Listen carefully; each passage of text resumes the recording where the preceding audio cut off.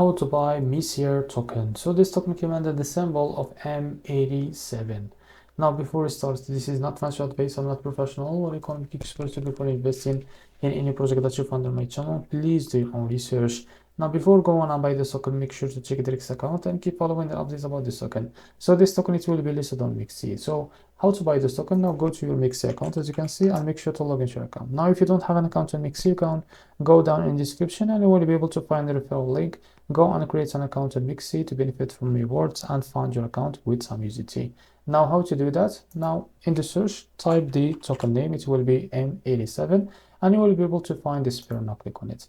Wait a few seconds to be able to load this pair. So this token, it will be available for trading by 9 hours from now. So until that date, you can click on limit. Now here you can type how much you want to buy. Here you will be able to see how much you will be paid of the USDT on your account.